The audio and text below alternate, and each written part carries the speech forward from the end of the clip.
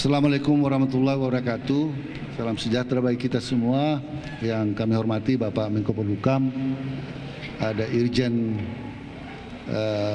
Kemenkumham di sini, ada Pak Dirjen Central Authority kita, ada dari Dirjen HAM dari Kejaksaan, dari Kemenko Polhukam juga, dari BIN, tentunya dari Bareskrim. Ya, tim kami yang berangkat ke sana cukup lengkap, termasuk dari Kemenlu. Ya, jadi adik-adik semua, teman-teman, ini adalah proses pencarian panjang yang kita lakukan untuk menunjukkan bahwa negara kita adalah negara hukum. Kita mencoba sebaik mungkin. Perjalanannya ini memang agak tertutup. Ya, beliau sudah ditangkap 16 Juli 2019 di Bandara Internasional Nikola Tesla Beograd berdasarkan red notice. Sebelumnya, seperti juga barangkali adik-adik tahu,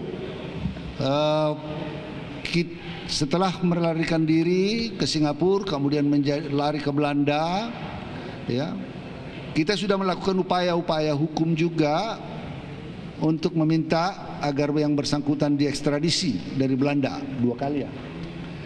Tapi pemerintah Belanda menolak dengan alasan kita belum mempunyai perjanjian ekstradisi dengan Belanda. Nah, pada waktu beliau ke Beograd 1 tahun yang lalu, ya, almost 1 year ago, ya, beliau tertangkap, ya, karena red notice Interpol dengan nomor kontrol A1361-12/2003, tanggal 20 Desember 2003, red notice-nya. Ya. Nah, beliau adalah seorang pembobol BNI dengan yang lain-lain, dengan teman-temannya, melalui LC fiktif yang terjadi pada tahun 2003, ya, sebesar ini 1,2 triliun, itu tahun 2003. Jadi kalau dihitung sekarang mungkin kursnya sudah akan jauh lebih besar. Tersangka yang lain 10 orang telah dijatuhi pidana dan sedang menjalani hukuman. Nah,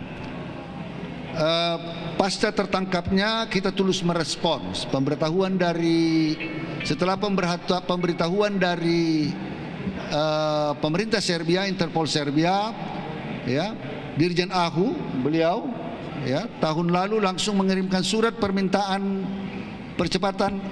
ekstradisi tanggal 31 Juli 2019 tahun lalu. Jadi tertangkap tanggal 16 Juli, kita terus langsung menindaklanjuti dengan surat 31 Juli 2019. Kemudian kita susul lagi dengan surat tanggal 3 September 2019, yaitu permintaan percepatan proses ekstradisi yang disampaikan melalui surat AHU, nanti barangkali bisa dibagikan, ya, nomor-nomornya, tanggal 3 September 2019. Nah, jadi kemudian kita melakukan apa yang kita sebut pendekatan high level dengan pemerintah Serbia. Tim Kadif ikut serta sebelumnya ke sana, staf dari Kemenkumham, dari Dirjen AHU, dari Kadif Hub Binter, ya, sebagai Interpolnya kita, terus melakukan upaya pendekatan. Dan terakhir setelah ada negosiasi, saya sendiri saya melaporkan kepada Presiden melalui Pak Mensesnek bahwa diperlukan langkah-langkah high diplomacy, karena kalau kita lewat tanggal 16, mereka akan masa penahanannya akan berakhir dan mau tidak mau harus dibebaskan.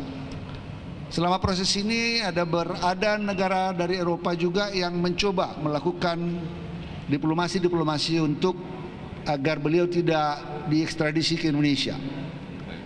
Dan ada pengacara beliau, MPL, yang mencoba melakukan upaya-upaya hukum juga, ya, upaya-upaya hukum juga yang yang menurut kemarin saya sebelum berangkat berbicara dengan asisten Menteri Kehakiman di bandara, beliau mengatakan ada upaya-upaya ya semacam melakukan suap, tetapi pemerintah Serbia committed.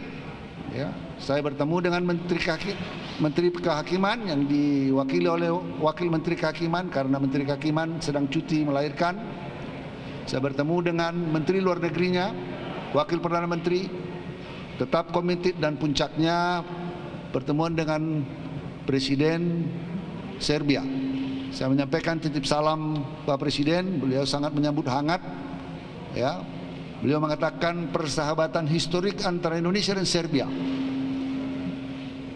akan tetap kita pelihara dan tingkatkan, tidak hanya dalam bidang politik, bidang hukum, ekonomi, dan budaya. Setelah itu kami melakukan proses, tentunya proses COVID, ya. Kita minta surat keterangan kesehatan karena kebetulan di sana juga sedang ada wabah pandemi. Kemudian kemarin sore jam 14 di hand it over to us, ke kita, diserahkan ke kita melalui prosedur, diserahkan ke Central Authority Indonesia, AHU, Dirjen AHU. Dirjen AHU menandatangani penerimaannya, kemudian kita serahkan ke Bareskrim. Ya, kita serahkan ke Bareskrim dan beliau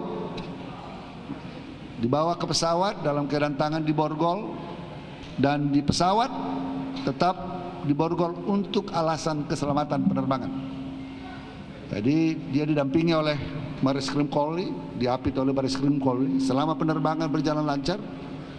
Ya, tidak ada kurang suatu apapun, dan pada hari ini seperti adik-adik lihat, kita berhasil membawanya ke Indonesia. Ini juga tidak terlepas dari kerjasama yang baik antara semua lembaga, Kementerian Hukum dan HAM,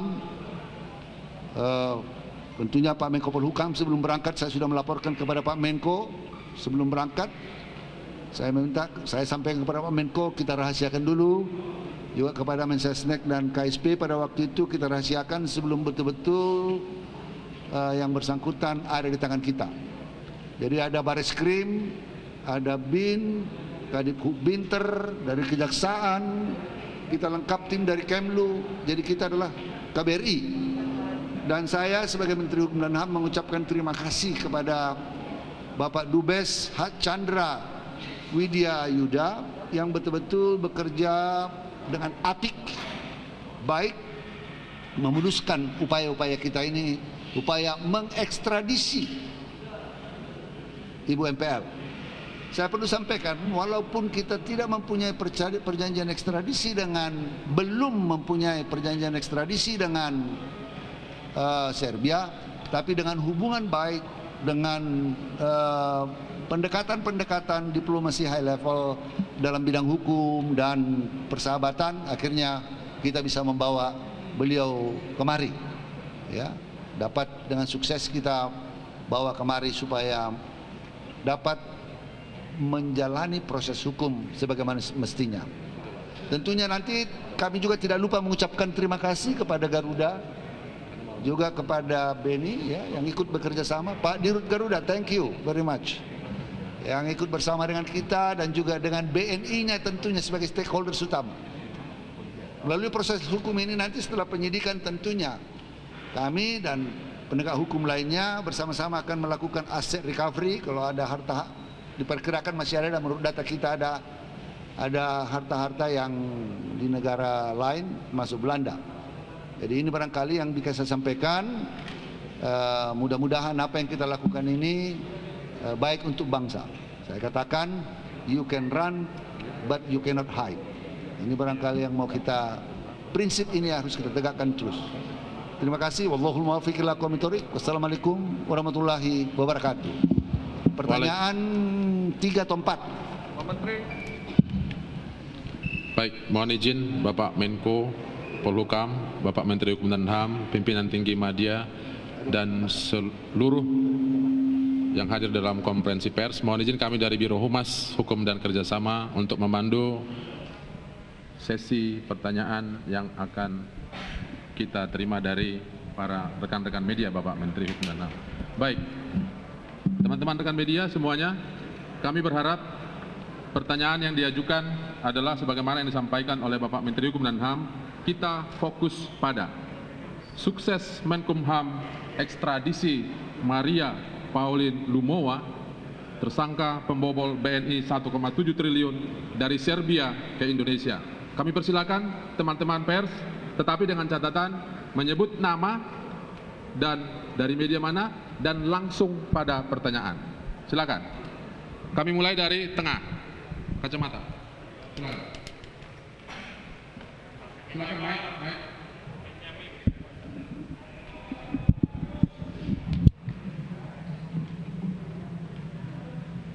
Langsung to the point. Menteri, untuk saya Irul, Pak Menko, Pak Menteri dari berita1.com. Terkait dengan Maria ini sekarang kan sudah warga negara Belanda ya Pak. Sejauh ini langkah apa yang akan ditempuh pemerintah terkait dengan Maria? Apakah nantinya akan didampingi oleh pihak kedubes juga?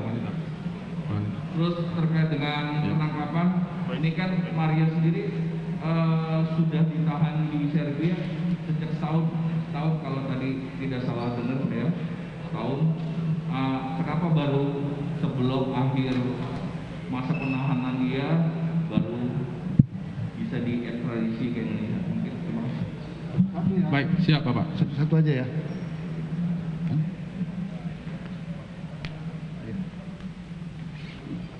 Baik, jadi sebagai warga negara asing, tentu kedubesnya dalam rangka perlindungan warga negara, konvensi Wina, ya, tentu akan kita beri akses ke konsuleran kepada beliau untuk melalui kedubesnya menunjuk lawyer, menunjuk penasihat hukum beliau. Tadi juga beliau sampaikan ketika Pak Menko menanyakan apakah sudah ada penasihat hukum, beliau menjawab, saya akan nanti berhubungan dengan kedubes, ya. Maka sebagai negara hukum tentunya kita akan mematuhi standar-standar prosedur hukum yang berlaku. Ya, beliau berhak didampingi oleh pengacara dan tentunya negara di mana beliau menjadi warga negara akan melakukan perlindungan atau pendampingan bagi warga negara mereka. Kenapa baru sekarang? Ini memerlukan proses panjang.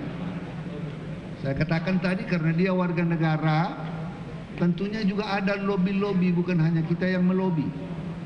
Ya, tentu ada negara lain juga yang melakukan lobby-lobby. Menurut penjelasan dari Pak Dubes, betul-betul ada juga upaya yang intens dari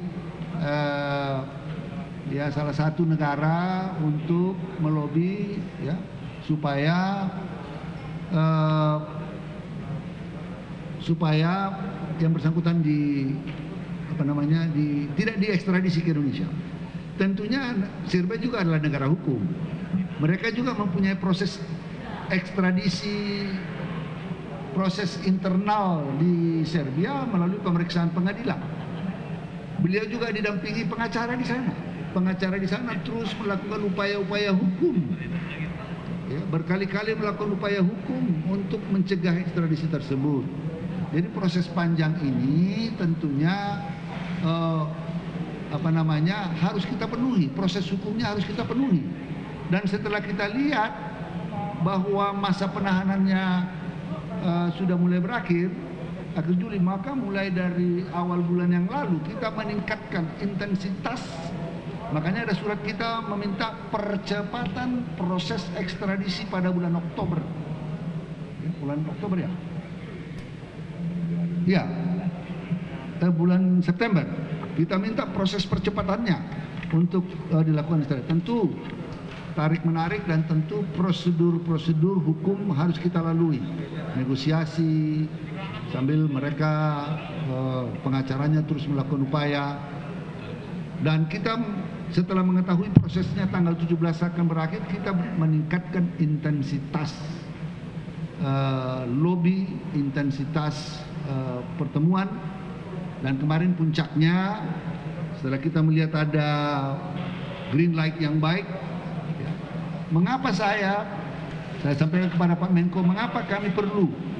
Karena biasanya ekstradisi biasa itu cukup di anggota level teknis.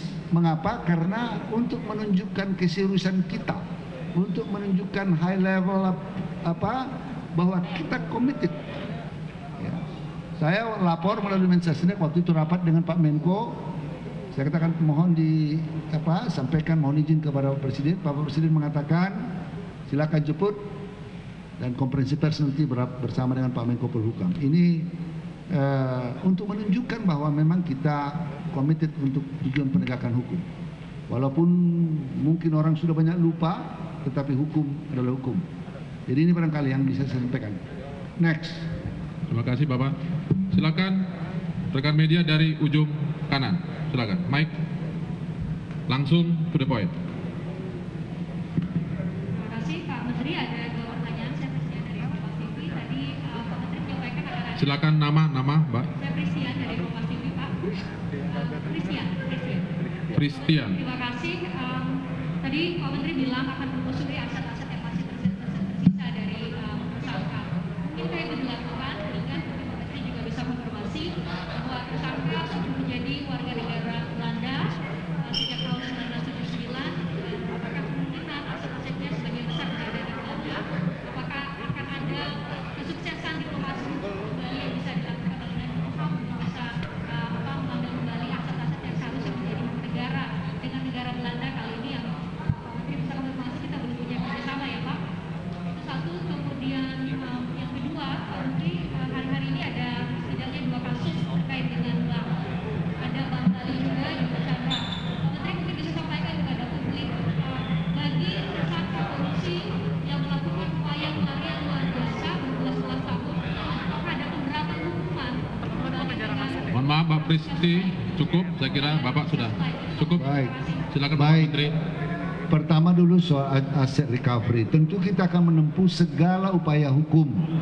Kita akan melakukan mutual legal system untuk melakukan freeze the asset first. Kemudian blokir akun dan lain-lain. Jadi upaya-upaya tentu itu baru bisa kita lakukan setelah proses hukum ada di sini. Nah, nanti proses Barreskrim, nanti ada penetapan, ada di bawah, sudah ada proses hukum. Ya. Jadi kalau sudah ada proses hukum berdasarkan ini dia sudah ditetapkan tersangka, baru kita bergerak tentu dengan kerjasama Polri. Pemirsa, konferensi pers masih terus berlangsung disampaikan oleh Menkumham Yasona Lawli dan kita masih akan terus mengikuti pemeriksaan atau proses hukum yang akan dijalani oleh Maria Lumowa di Indonesia usai jeda pemirsa.